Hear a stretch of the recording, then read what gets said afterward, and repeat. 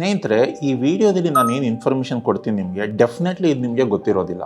At least 90% ಪೀಪಲ್ಗೆ ಗೊತ್ತಿರಲ್ಲ. ಏನಂತಂದ್ರೆ, ನಿಮಗೆ ಗೊತ್ತಾ, ಆಕ್ಚುಲಿ ಟೆಸ್ಟಿಕಲ್ಸ್, ತಾಯಿ ಗರ್ಭದಲ್ಲಿದ್ದಾಗ ಟೆಸ್ಟಿಕಲ್ಸ್ ಬಂದ್ಬಿಟ್ಟು ಮಗುದು ಹೊಟ್ಟೆ ಒಳಗಡೆ ಇರುತ್ತೆ, ಸ್ಕ್ರೋಟಮ್ ಅಲ್ಲಿ ಇರೋದಿಲ್ಲ. ಅಂದ್ರೆ ಮೂತ್ರ ಚೀಲದ ಅಕ್ಕಪಕ್ಕ ಇರುತ್ತೆ. ಜಸ್ಟ್ ಬಿಫೋರ್ ಡೆಲಿವರಿ ಅಂದ್ರೆ ಅರೌಂಡ್ 9th ಮಂತ್ ಅದು ಹೊಟ್ಟೆಯಿಂದ ಸ್ಕ್ರೋಟಲ್ ಸ್ಯಾಕ್ಗೆ ಡಿಸೆಂಡ್ ಆಗುತ್ತೆ ಅಥವಾ ಕೆಳಗಡೆ ಇಳಿದು ಬರುತ್ತೆ. ಸೊ ಏಕೆ ಈ ಥರ?